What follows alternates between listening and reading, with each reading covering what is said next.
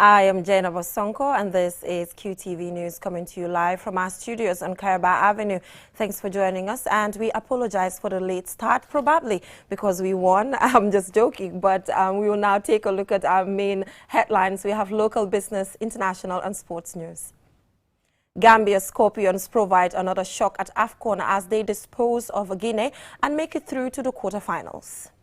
In the High Court, the application objecting to the proceedings filed by lawyers representing General Sol Baji and others is dismissed. The Gambia has recently seen a significant increase in African Americans coming to live and settle here. We hear the story of one couple. And in business news, we hear about a pioneering fitness, nutrition and care center catering for women.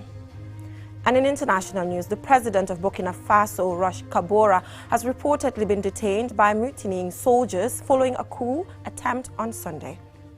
And Ousmane Sonko's Yewi Askanwi coalition members took over major towns in Senegal on Sunday in mayoral and local representative election, sending shockwaves through President Macky Sall's party.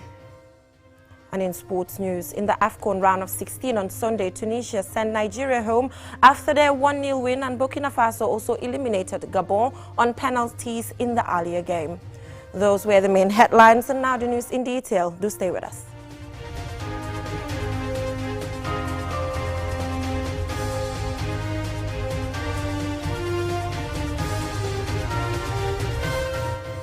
Thank you so much for joining us, and we begin with AFCON. At the ongoing AFCON, the Gambia continues to defy the odds as has dispatched another higher-ranked team. This time, it was the turn of Guinea to feel the Scorpions stink as Gambia progressed to the quarterfinals. And now I am joined by my colleague Momodu Gajaga to have a discussion with him in relation to our victory and making it to the quarterfinals. Thank you so much for joining me, Momodu Gajaga. Yeah, it's a pleasure to be on air, Jennifer, to talk about the Gambia's victory against Guinea. Indeed, a sweet victory it was. Yes, so Momodu Gajaga, I'm going to hit you hard. I will hit you so hard right now because you were part of the top journalists in this country criticizing Coach Tom Sienfeld when it comes to his fixtures. And now with those fixtures, we've seen that he's able to progress. Now he's heading to the quarterfinals. How do you feel considering that you've been criticizing him since the beginning? Yes, Jennifer, I think Coach Tom Sienfeld made me eat my words every time I criticize his defensive tactics, that is sitting deep and allowing his opponents to come at him. You know, for me, it's not beautiful football. We all want to watch the tiki-taka style. That's the passing game, you know, with flair, going up front, creating chances and scoring with fluidity. But that's not the football that we've seen from him. Yeah. So I've been one of his big critics, but he's always responded by saying, hey boy, I know what I'm doing. You need to shut up. and he gave it to you. So Momodu Gajaga, what are you looking forward to? Do you think his style of football, do you think we can win the whole thing? What are you looking forward to at this point in time? Because I had a conversation with you and you told me you never expected that we will reach the quarterfinals. I've never expected that, and if you talk to, maybe you do a survey, you talk to 100 Gambians, maybe 90% will tell you, okay, we're just going to the AFCON, maybe to enjoy ourselves, maybe a first round finish would be good enough, maybe finishing, maybe even third in the group. Yeah. But nobody expected for us to progress to the second round, talk less now, we are talking about the quarterfinals. Yeah. So we keep doubting, but this coach is proving to us that, you know, he's a good coach. You know, his tactics are working very well. He said, and has always emphasized, that I brought a team here that I think is the best team, not even the best players. Yesterday, during his pre-match press conference, he emphasized the fact that he brought the best piece of players together to form a team, not even the best players. So I think that is really working very well for him. Yes, whether it will go on to work in the quarterfinal game, it appears maybe we're playing Cameroon. I am wrong. Maybe I am wrong. Cameroon might come back, but as it stands now in the quarterfinals, it appears we are going to play against the host Cameroon, and who knows what is going to happen in that game as well. Yes, and Cameroon seems quite hungry, but like you mentioned, we're not sure if it's Cameroon or Comoros. But before we leave you, Momodu Gajaga, how do you think this will boost our morale when it comes to other championships. Over 50 years, we've never made it to the AFCON, and here we are at the quarterfinals. How will this ensure that we build that confidence when it comes to not just AFCON, but bigger tournaments like the World Cup, for instance? Well, definitely, Jenna, but this brings me back to the argument or the questions that people are asking. How can Gambia be doing this well and still, rank among the lowest ranked sides in their continent, and they are going to play in the preliminaries of the next Africa Cup of Nations, which against is going to be Chad played in Ivory Coast. Against Chad, am I right? Is ranked among the 12 lowest teams, and they are going to play in these qualifiers as one of those lowest ranked teams, despite our performance in the AFCON, which is a shame. And everybody keeps asking that question. So I think with this confidence in the AFCON, whether we are knocked out in the quarterfinals or we progress to the semifinals, it wouldn't matter much. Maybe we can build on this for the future. This group of players, especially some of them are young, they still have a long way to go. They can still play in the next 4, 5, 10 years. I think it's an opportunity for Gambia to build on it and, make their football story a successful one for the future. Thank you so much, Mamadou Gajaga. So are you going Besuba today? Today is about Besuba. Besuba. Thank you so much. Thank you so much for joining us, Mamadou Gajaga. And now we'll be joined by Aliou Cisse. We want to know what is happening around town. We want to take a look at the ambience. So Aliou Cisse, thank you so much for joining me. Thank you very much, Geneva. Quite interesting conversation between you and Gajaga. Well, like you said, we are still at Westfield, and if you've been following QTV, we've been bringing you live broadcasts of what has been happening here since the Scorpions made that historic win over Guinea. A quite historic defeat for the country. I mean, a country that's participating in the AFCON for the first time. And all here at Westfield is all about Besuba. Musa Baro, Laka, giving the Gambia, exactly, giving the Gambia that historic win, and now sending the Gambia to the quarterfinals of this important competition. Well, I have with me here a football coach, Jasper saying the Gambia having this historic win today over Guinea. Why are you surprised? It couldn't be a surprise, shouldn't be a surprise. As you know, Guinea has been a common opponent. Gambia, we all rise from the zone 2. But the most amazing part of it is Gambia played a total different football today compared to how they started in the beginning of the league. The tournament rather, but coming here today, we see total football. We attack at all costs. We created the chances. It was a total commitment. You see the confidence in the boys. You can see the team line. You can see the build-up. Everything was just perfect for the team today. Yeah. And looking at the tactics of the coach, at the beginning, many people were doubting whether it was the right tactics. But it seems it's working for the Gambia. Yeah, I've heard people saying, "Couldn't Gambia want to play?" We've shown that this is what we can do. As a debutant, they will always say, you need to work on your tactic to make sure to suit the situation. And this is exactly what we've done. And again, we've watched the team play in the qualifiers. Whoever sees this team play in the qualifiers, the way they play in the first round shouldn't be a surprise to you. This is somebody who believes in his tactic, and in football they will say, a coach always describes how the team plays or how the team works. And this is exactly what here. Tom is somebody who believes in his tactic, and this was what he meant it for, and that's what it was here. He knows exactly what he wanted. So he downplayed his tactics in the first round. We were able to collect the maximum 7 points, and we are still unbeaten. Coming against Guinea, missing the key man. Obviously, you can see today Solman has shown what he can do. Because there, you go, Nabi was missing, and I thought Guinea really missed him, because we capitalized on that situation. Today, Gambia is at another level. Yeah. Highly likely we are going to face the host Cameroon in the quarterfinals. How should we approach that game? Still with respect. I still believe in my team. With the tactic they're going on, Cameroon is still a big team. I know of one thing: if anybody don't respect us, we will be upset. We respect them, and we're still gonna respect them, because we are able to defeat or get the points from our opponent because we respect them. They disrespect us, that's why they lose against us. So we're still gonna continue with the same respect. We're urging the players, the technical team.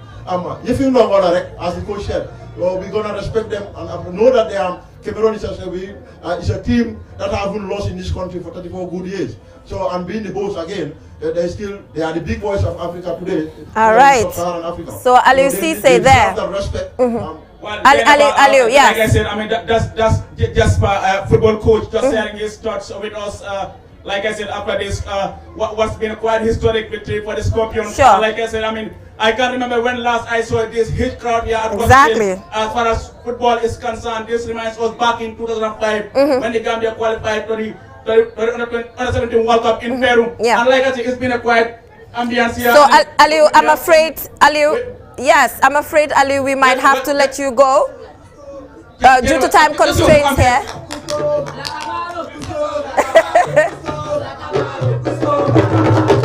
Okay.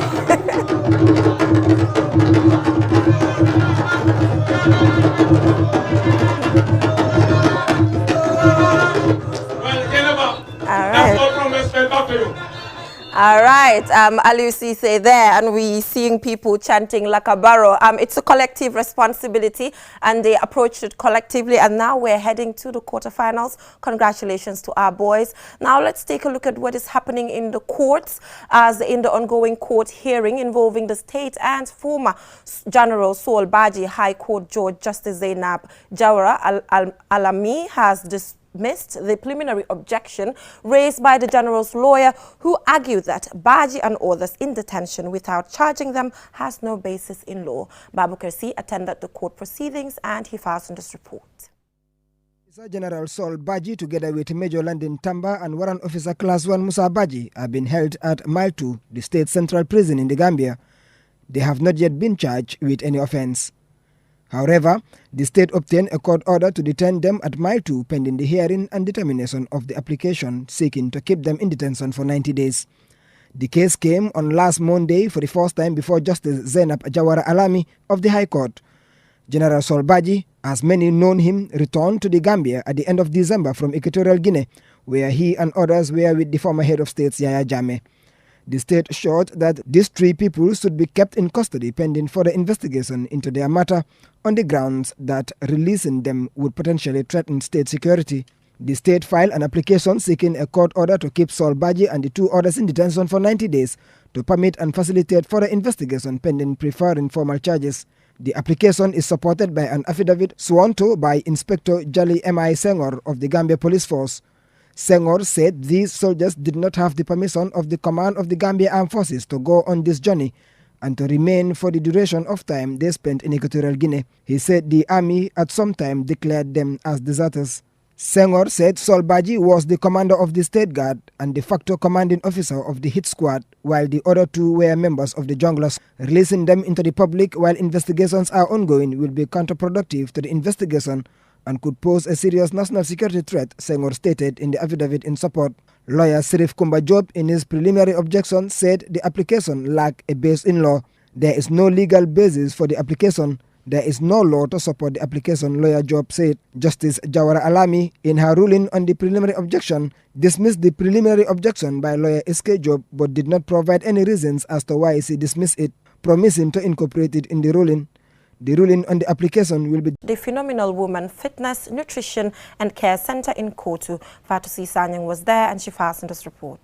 The center aims to provide women with a well-equipped gym for the first time in the Gambia, with facilities like a play area for kids, spa, kitchen and first-class lockers, rooms for every member, coupled with a clean and welcoming environment.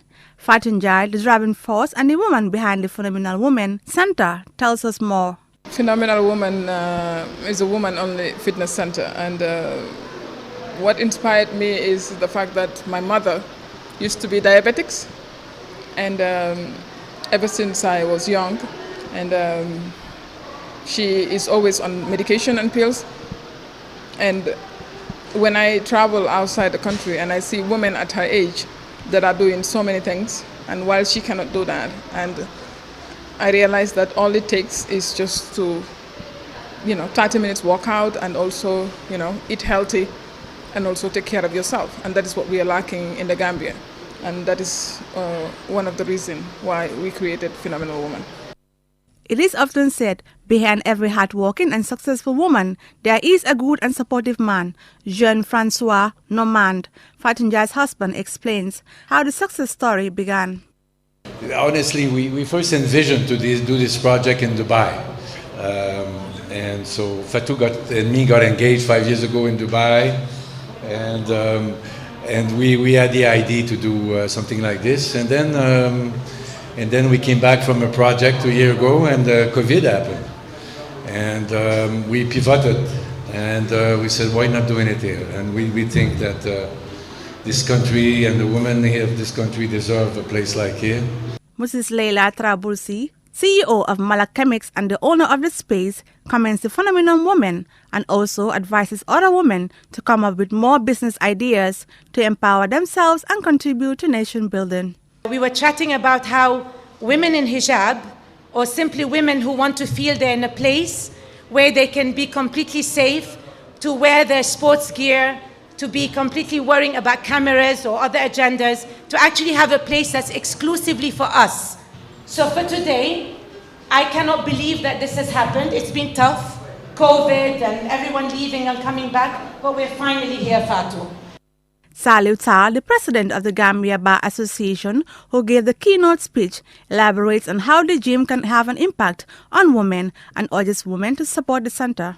Fatou moved back to Gambia and decided to start a business. And I stumbled, as I have my morning coffee, I stumbled onto her and we started chatting. And I saw a woman who had vision, passion, and courage, and a lot of self-confidence. According to Fatunjai, proprietor of Phenomenal Women's Center, frequent exercises is good for a person's well-being. However, it should be complemented with proper nutrition, a healthy diet. The center targets only women to encourage women to build up their confidence, exercise, and stay healthy. There is a space allocated for children to make sure they are taken good care of whilst their moms are exercising. For QTV News, I am Fadu Sisanya. I have tried their services before and it's perfect. Now let's take a look at news beyond our borders.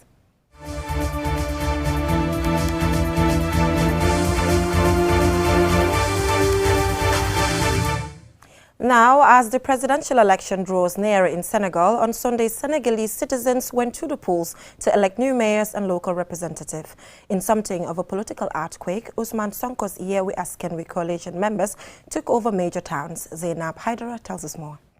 Over 6 million Senegalese, around a third of the population, are eligible to vote for mayors of more than 500 town halls, as well as the head of 40 administrative areas. As this is the first election since Macky Sall's re-election and the first since violent riots last March, it was seen by many as a test of Macky Sall's popularity. It was also being studied as a test of the strength and popularity of various coalitions and political leaders. Yewi Askanwi, led by Ousmane Sonko, won the Ziguinchor mayoral seat and several of the majority seats in major towns against the President Macky Sall's candidates. The mayoral election results has shown that should Macky Sall seek re-election at the next presidential election, he faces being unseated. In these local elections, 7 candidates in Dakar, including his own health minister Abdoulaye Diouf Sarr, contesting for Sall's Benno Bokk Yakaar party, lost to Barthélémy Dias, a member of Yewi Askanwi. In Dakar, for example, Abdoulaye Diouf Sarr, Abdou Karim Fofana, Mame Mbaye Niang, Minister Chief of Staff to the President, Zahra Iyane Thiam, lost. So did other Macky Sall allies, such as Ababakar Siddique Bey and Moussa Sy, respectively Director General and PCA of the Autonomous Port of Dakar. In Saint Louis, Sall's brother-in-law Mansour Faye won against the former minister Mary Teuw Njie. In Guédiawaye, on the outskirts of Dakar, Sall's younger brother Aliou Sall lost the mayoral election to Ahmed Haidara. Sunday's election results is a test for the government, as Ousmane Sonko is seen as one of the main contenders for the 2024 presidential election. Looking into the March 2021 demonstrations that shook Senegal, speculation has been rife that President Macky Sall may consider running for a controversial third term, and he declined in an interview with France 24 to say if he considers himself eligible to extend his tenure when his current mandate expires in 2024. Having been in office since 2012, he secured 58% of the vote when he was re-elected in 2019. There has long been the probability that President Sall might reset the clock on his term of office. However, these results in the mayoral election may give him food for thought and may force him to change his mind. Last year, Ousmane Sonko was arrested following a rape accusation which he denied, and which sparked days of violence, protests and stoked fears that President Sall was interfering with the judiciary to target potential challenges. In his campaign rallies, Sonko said the change we want in 2024 presidential elections start on January 23, 2022, and he believes he has made a first step by winning these mayoral seats. For QTV News, I am Zainab Haidara. Interesting results there. I'm afraid that is all we have for you in this edition of QTV News. Thank you so much for watching. Join us at 10 p.m. for another bulletin. Besuba.